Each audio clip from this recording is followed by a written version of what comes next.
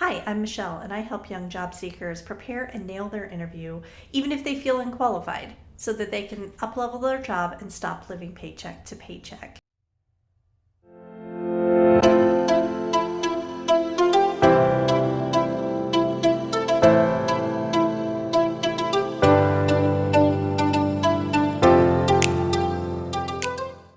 Today, I want to talk to you about what interview questions you should ask at the end of an interview. And yes, you should definitely ask questions. There's a couple reasons for this. Number one, it shows that you take the job seriously, that you have thought about this position. And the other thing is that it kind of gets them to start selling the job to you. So already you're getting them to be like, oh no, we really want you to work here because of all this amazing stuff that we offer. So getting them on that footing really helps you set yourself up for success. Let's talk about 10 of the questions that you can ask at the end of the interview. Now, there's a lot more out there, but these are some of my favorites. It really gets down to how the company's culture is and if it's going to be a really good fit for you or not. Because you know what? You need to interview them just as they're interviewing you, because you want to make sure that this is the right place for you. You're going to be spending 40 hours a week there. You want to make sure this is the place you want to be. Let's get started with that. So we want to make sure that we have at least 2 to 3 questions for the end of the interview. You can even have a few more if you'd like. Like, there's no big limit. I wouldn't go with like 25 questions, but ask them what you want to know. And if you think of anything that you feel you want to know, you should definitely ask that. I wouldn't come out of the gate with how soon can I get time off or how many times can I call in sick before you fire me. Those are not the questions we want to ask at the end of the interview. So make sure that you're not starting off with those questions. You can ask questions about time off in a way that's not like, hey, I'm planning on a bunch of time off here, so how quickly can I get it type of a situation. Usually I will ask something along the lines of, what does your time off process look like? Do we have to, plan ahead for the year all at once, or is it something where there is enough available time that it's usually not an issue? And see how they answer that question. That's probably going to be a little bit softer way to ask, like, hey, am I going to be able to get this vacation time, or are you just going to give me a bunch of time and no ability to use it? So that is a question that I do recommend you ask, but maybe not start with that question. And here is 10 more great questions to ask. First one, what is the onboarding process like for new employees?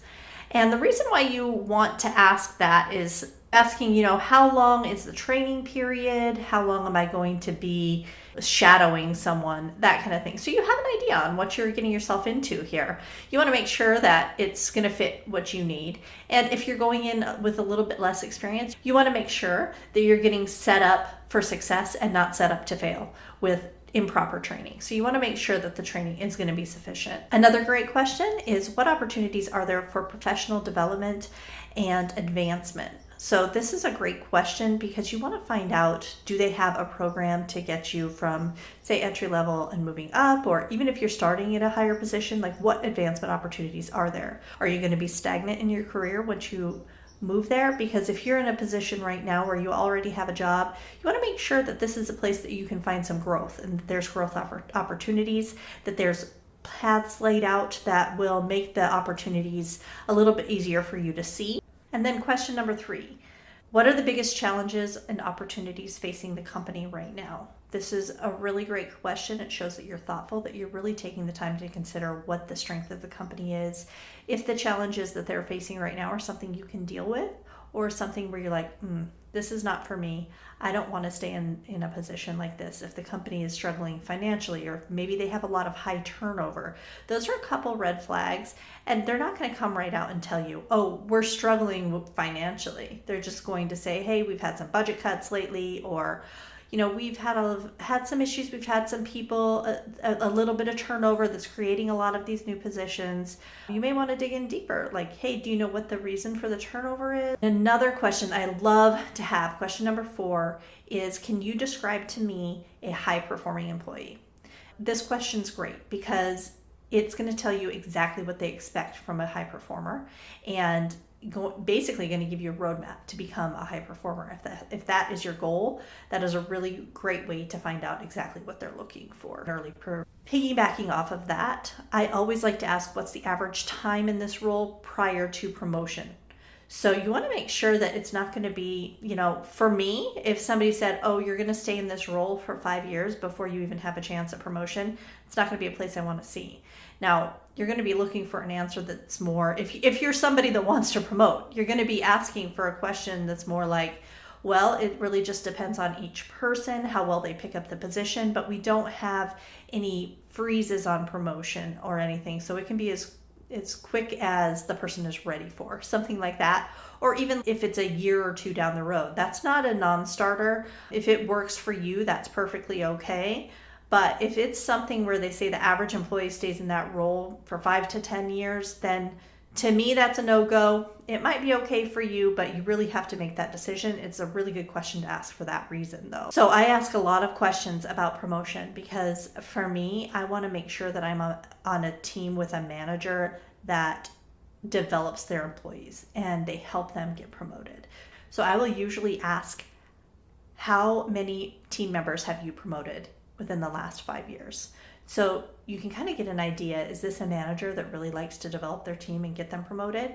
That's the kind of leader or manager that you're looking for. So if you're in a interview with the hiring manager that you're going to be working for, that's an excellent question for them. It really helps them kind of tell you exactly, yeah, I've actually promoted 3 people into leadership and 1 person over here. That's probably a manager that has good leadership skills and good development skills, and somebody that you're going to want to work for. All right, and here is another one that's super important because at first, when you first start a job, you're really gung-ho and you're ready to go. But question number 6 is, how does your company promote work-life balance for its employees? And this is an important question because you want to know, are you going to be working overtime, weekends, holidays, all of that? And is that something you want to do or are willing to do? And if the manager says something like, yeah, we have different programs, we encourage our people to take their time off. Some people even have bonuses for taking vacations.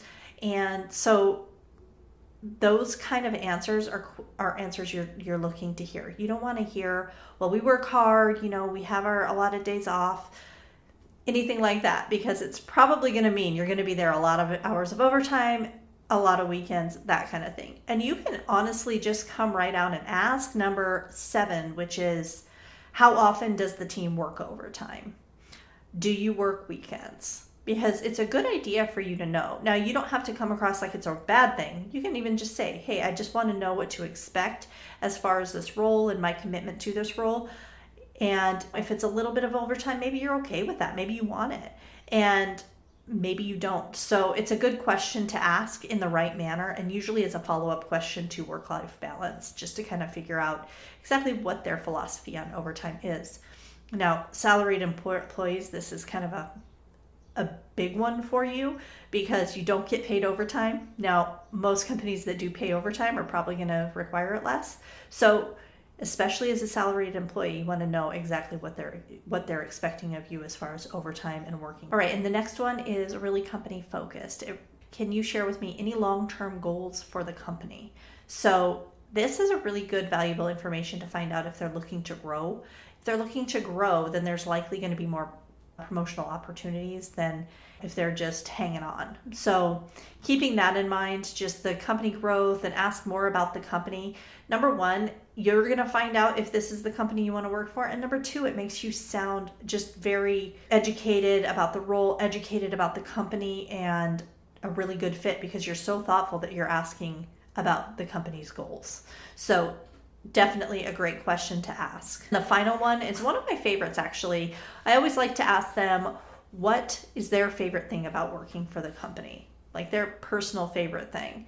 And a company that I worked at, I've had a few people ask me that question when I was interviewing them, and I would always say the culture. And to me, if a manager is saying that the culture is great, they love who they work with, the time off, they get meals or whatever it is that makes the culture great, then that's probably a nice green light for you that it's a good place to work.